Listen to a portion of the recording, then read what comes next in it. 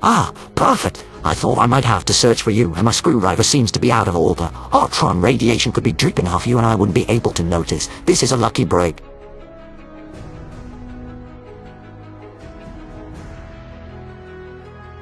Do I know you? Trisha, it is you, I know it. You couldn't be anyone else. Not with that face, those eyes, that. What's happened to you? You were a child? A well-grown one, but...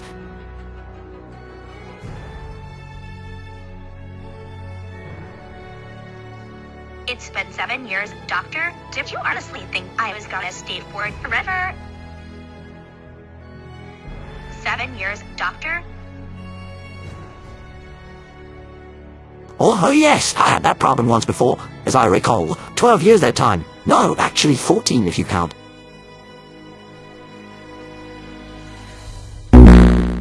Well, anyhow, it's you. Trisha Grant-Thornewood. And yes, you have grown up, haven't you? And I don't think I know this young lady.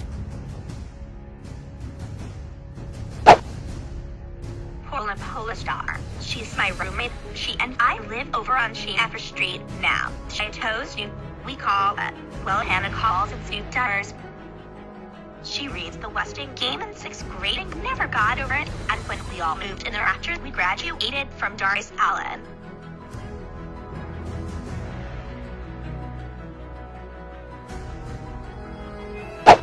Hannah, how is she? Quite the smart young lady, I recall, and she lives with you, college roommates and all.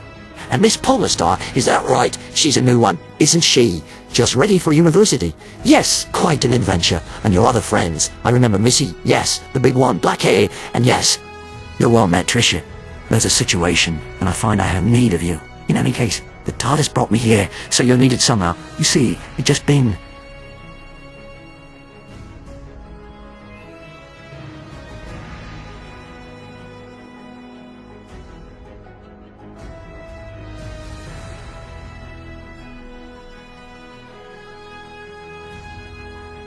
Doctor, I'm kinda busy right now. I'm due at the forensics lab, and Dr. McNeil jumps at my case for house when I am late, and I have to rehearse for my cross-examination.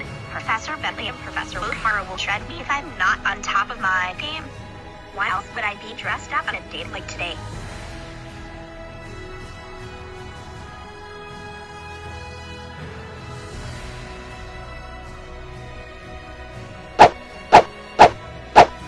Is there any way you could... Tricia, you forgot what my TARDIS can do. You will be back for your, evaluation. You will be back in more than enough time to rehearse for your, you rehearse cross-examinations. Cross-examinations like in a courtroom.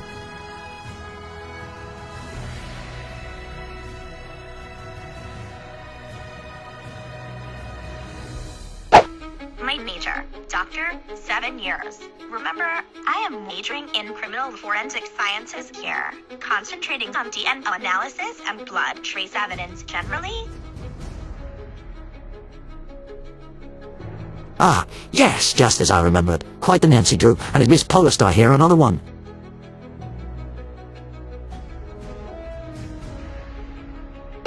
Not professionally, Doctor, just an amateur. She's still figuring out her major. We all tell her mysteries that run in the family. She's going out with her childhood friend.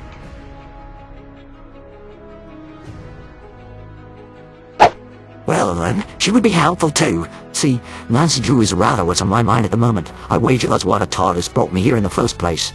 And your friends, Hannah, Kristen and the rest of that lot, are they?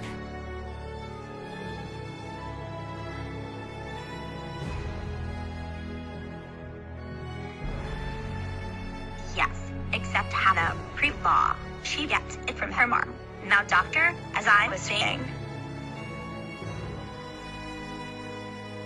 And as I was saying, you know you have no worries about time, not with the TARDIS. Now, could we please repair to the TARDIS and get out of this infernal heat? It's a condition, you know. And right now I'm rather in need of it. 1300 years leaves you a bit susceptible to temperature extremes, you know, and...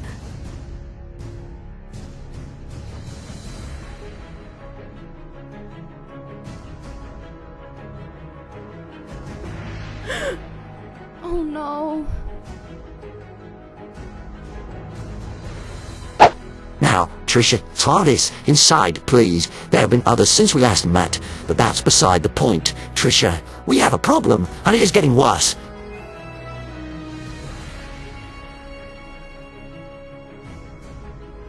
So you came to get my help.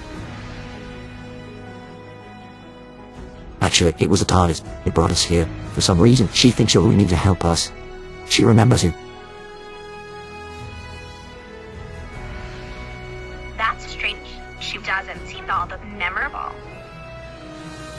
Now, no need for that. But you get to the point, you do. Characters and all. See, it's like this.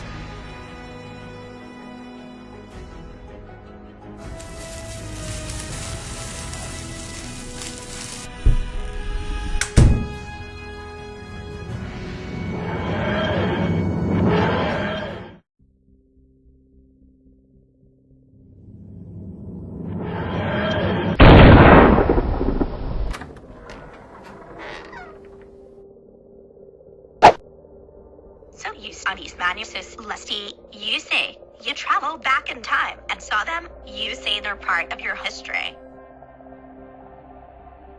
No, you don't understand, Tricia. I saw them, but they don't exist. The Menti Celesti are legends, miss. Back in the ancient times, they were worshipped by the Gallifreyans, but they weren't real. How could I see what isn't real?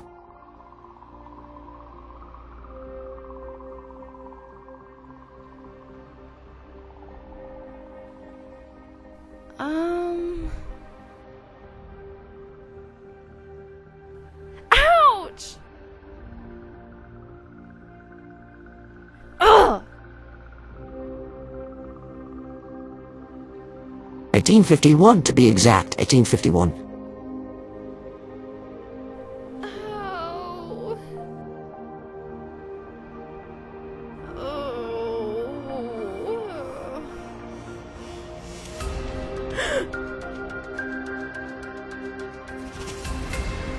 Why not?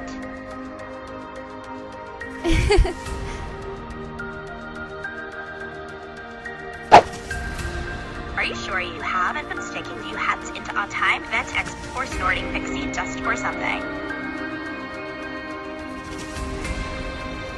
Jinkies!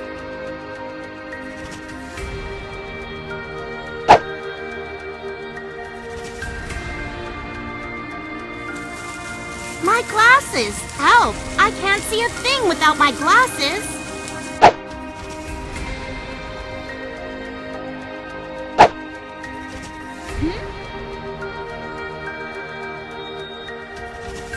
Just call me Dr. Miss Polestar.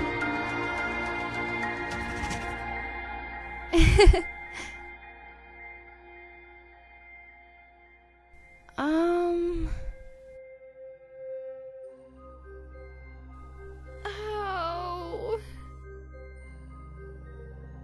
Yes, Miss Polestar, I know. Shut up. The fictional character, just like the Many Celesti, but they were real. I'm sure they were real, unless, well, they might have been holograms. My sonic's out of sorts, you see, and I couldn't have. Perhaps it was a reverse perception filter, so that our attention is deliberately drawn to.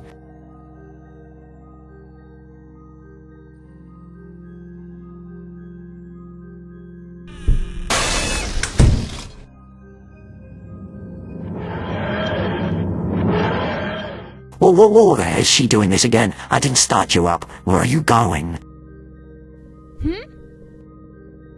The TARDIS is taking off again, just like before. Wow, and I thought today was gonna be boring, but apparently the TARDIS is flying off. She doesn't like you calling her Tricia. You should know that by now. And she's been temperamental lately. Jumpy, and find me somewhere else I don't want to go.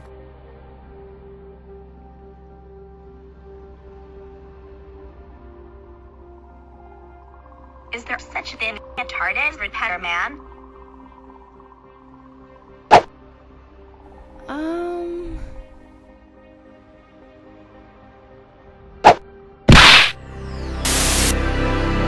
Ugh, we're still on Earth. At least one of them.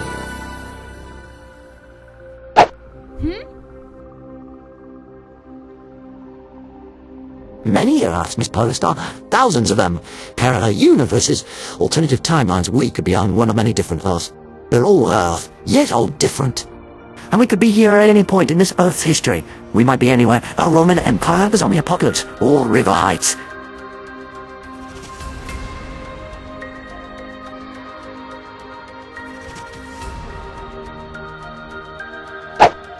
River Heights. You were right, Doctor. You were saying about Nancy Drew. Welcome to her hometown, River Heights.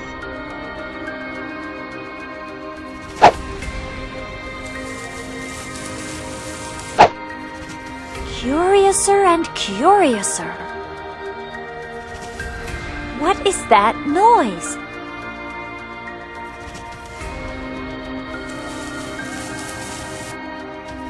We need to get to the bottom of this. Shut up. I am not Shaggy. I've grown out of my big hair phase. There you are. Now shut up and tell me who you are.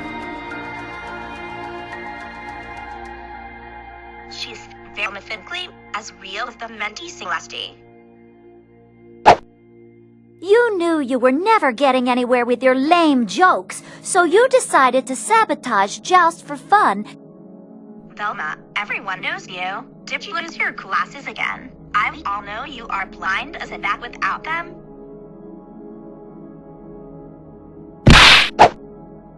Isn't easy. Fortunately, the doctor didn't land the TARDIS on them. Shut up. You can't even drive her at all. Too busy with that pink fellow to learn how to drive.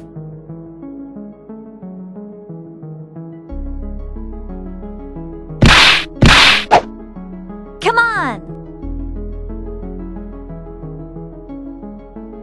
Don't even bother. So, you are the real Velma. You never could make ends meet working at Joust for fun. But that didn't give you the right to sabotage the business.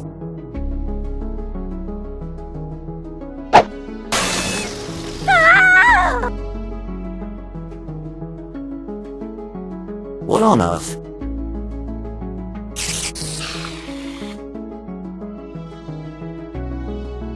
Let's keep going. We're running out of time. We knew you didn't like to be bothered. So a quieter landlord would move in. But how?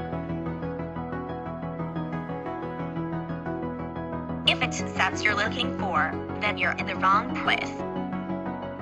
And for our next magic trick, we'll disappear. Jinkies!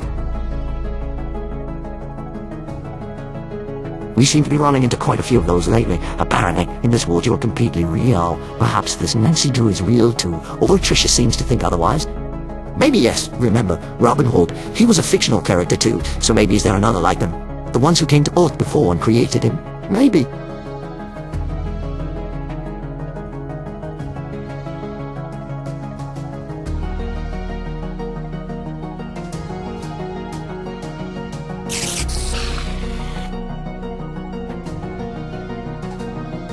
Wait, no. Stop it. I still have to figure this out. Wait.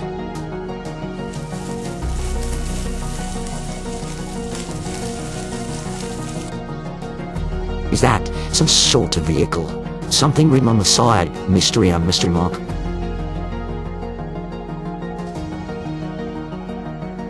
You had got to be kidding me. It's the mystery machine. Guests of honor must have come through here. Unless I'm very mistaken, I think we just found Nancy Drew. Time to start the mystery machine.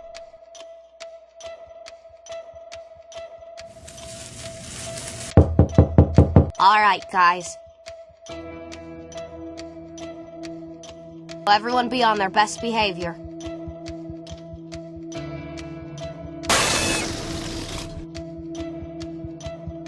You must be the owner of this vehicle. I am sorry to intrude, but my friends and I were investigating a cave out of the far edge of Redgate Farm when one of the masked men started to chase us. I found this strange van. I thought I might use it to find Bess and George again, but I cannot seem to make it go. It's so unlike my roadster. I cannot find a clutch or a gearshift.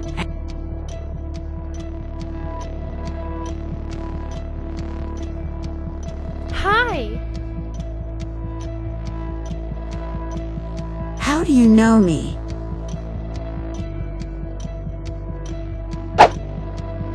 Long story, Nancy. Anyway, this van belongs to Firma. Have you seen a cute blonde guy in an ascot? A really scruffy guy in a t-shirt? A red hat in a mini dress, and a talking dog? A talking dog? No, I have not. I don't know about dreams, but it's definitely strange. So we're at River Heights, but Firma's van was on a different earth. She got separated from Fred and the gang. Did anything weird happen to you? You know, like you get dropped off onto another planet.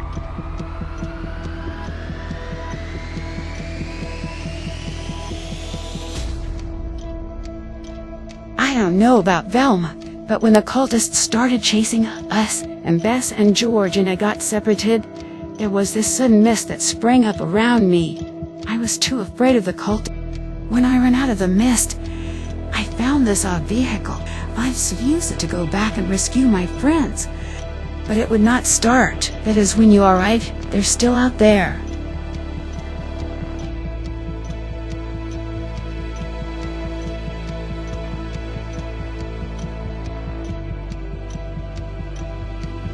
This place is antiquated. Surely if we look, we'll find something. Steer clear of the wandering ghost, so you don't blow your cover. How can you know that? The cult was closing in. We were trapped.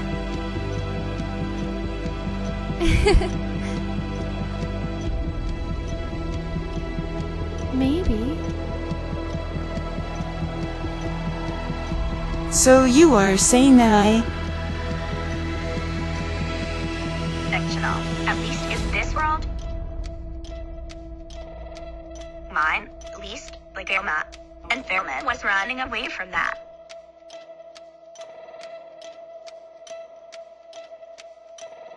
What was that? A creeper? If I squint, I can see things fine. Perhaps something else.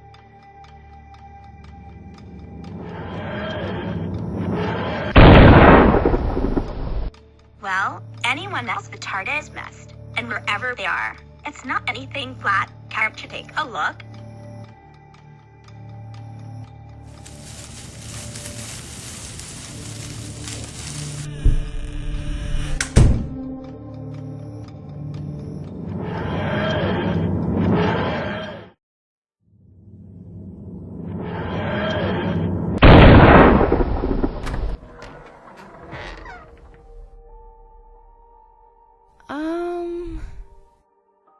So, does anyone want to bet what I'll find? Oh no.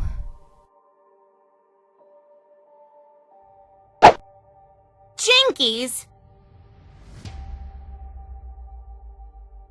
wait.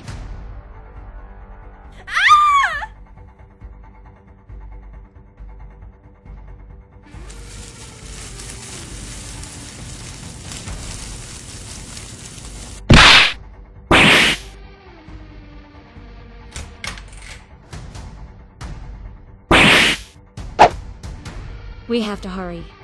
Lantard is going to get away if we do not stop him. You don't really have to worry about that, Trixie. You see... How do you know my name? I never met you before. That's a long story. We need to get to the TARDIS. Well, let's see. Just go along with it. Don't worry about Montaro's gang. We can't go after them right now. Any of us. We were sort of sent here to find you and Honey. Just come along with us. We promise. We won't hurt you.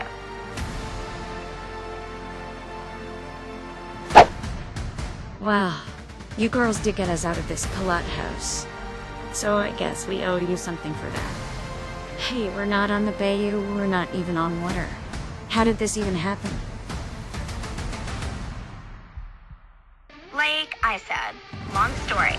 There's a lot of you that the TARDIS is picking up. Not even the doctor knows why. What do you think?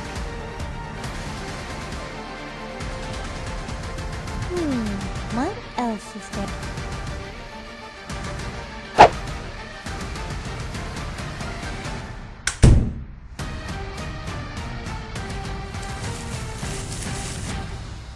So who is next? Anyone think Shelley was out there?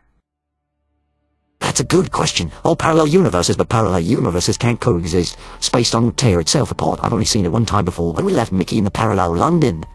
The Cybermen were being created, and...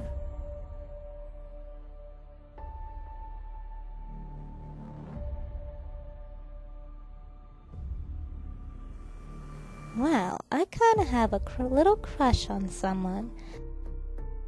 But I'm not telling. That's for you to find out. So you're saying that Jim Frayne is just make-believe? Apparently we're all make-believe, Miss Belden. Then, my whole life was nothing but fiction. Mom, Daddy, none of this really happened. I don't even exist for real. I am just a figment of someone's imagination, and none of this is real. I don't even exist.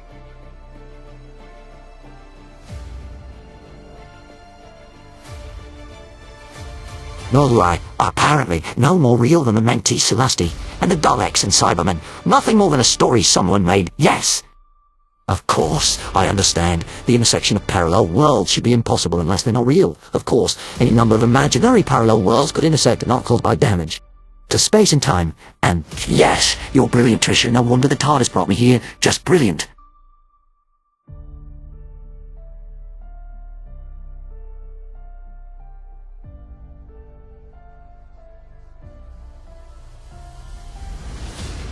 It would be better if I just knew how brilliant I was.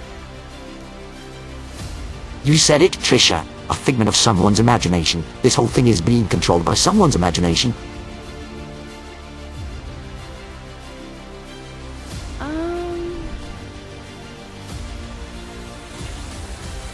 Oh, indeed. Now that's a girl detective for you. The perfect question. Now we know what to do.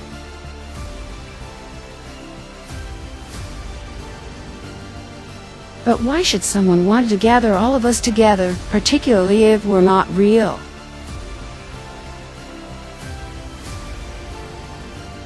Good too, Miss Drew. Well, that one has to wait. When we figure out the who, the why might become clearer to us. I've set the TARDIS to retrace its course back to the original starting point. If we're right about our theory, Miss Dwight, we should find the creature whose imagination started all this.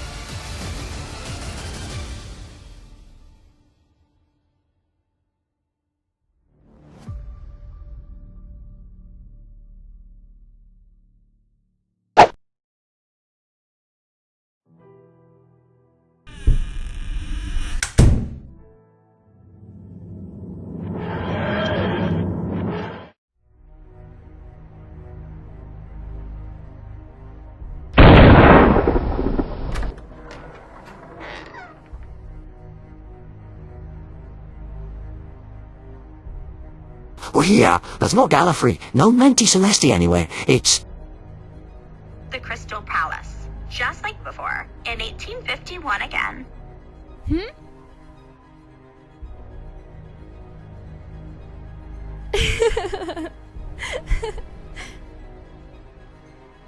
As real as the rest of us, Miss Polestar. Which each of you were not in their correct worlds? Am I right, Miss Dinkley? What kind of family has the name Dinkley? You weren't in your proper world when we found you, were you?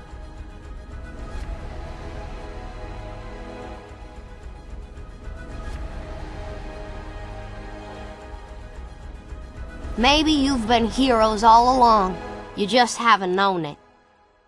And Miss Drew, we found you in that ridiculous vehicle, that mystery machine. That is correct, Doctor. Miss Belden, your boat wasn't in this pile it was supposed to be in. We couldn't tell. We were tied up in that Paulette house, you know. I'm still wondering why they replaced me with her. What's so great about her? Oh no. That tells us something. It does. The imagination behind it doesn't have all the details right. It put you in wrong worlds. Or maybe... Of course, the Crystal Palace was opened in 1851, but Sherlock Holmes, it wasn't written until 1887. Was he 36 years after the Crystal Palace opened? He's been taken out of his proper world, Toad.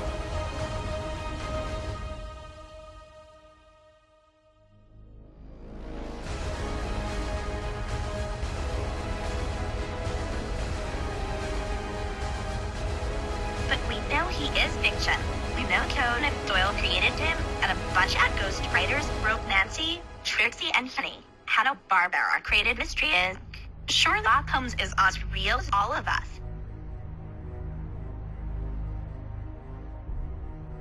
It's so charming to know you think I am real. I suppose that's the best a loose confederation of fictional girl detectives can do when put to it.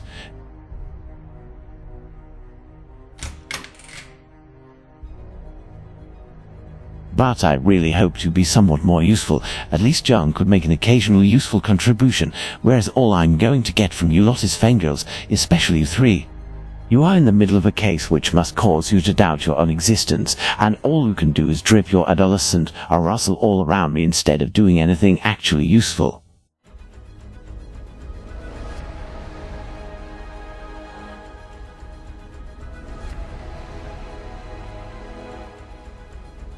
And just how do you...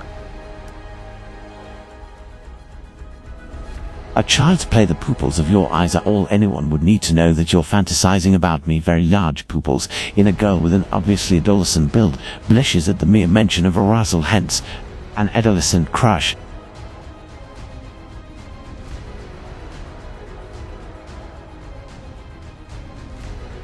Now you older, past the age of adolescent crushes, except in your case college-age girl who wears ridiculous character-themed clothing. Pallid complexion, obviously gotten from spending for too many hours indoors reading books instead of getting out of her seat and actually living in a ridiculous pageboy hairstyle. Have I missed anything?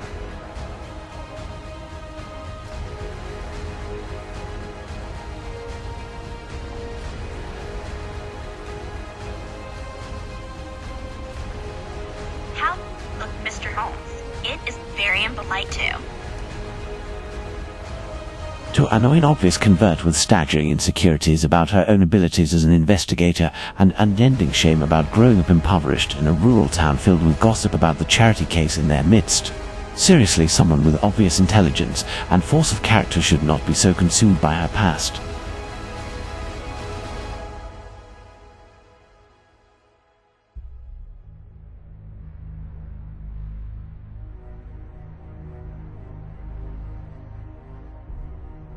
And how did you find this out? Did you read through my life? And add to that an exaggerated sense of her own importance. No, as a matter of fact, the only thing I read about you was yourself. Intensely professional clothing on an obviously informal occasion, somewhat chunky in shape from an obviously cheap carbohydrate-filled diet, the kind that always goes with impoverished upbringings. However, new clothes kept immaculate, obviously you reason in circumstances, but careful about keeping your purchases in perfect condition. You clearly are making sure that everyone knows you're not as poor as you used to be.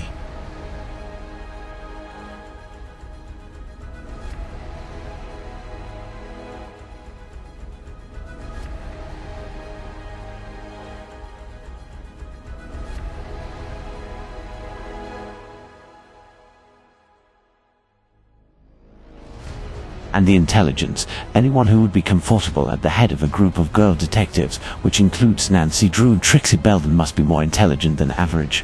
Combine that with comfort in the presence of an obvious member of an intelligent alien species, something that can only be done by highly intelligent young women with a strong force of character. And there is the intelligence and strength of character. Did I miss anything?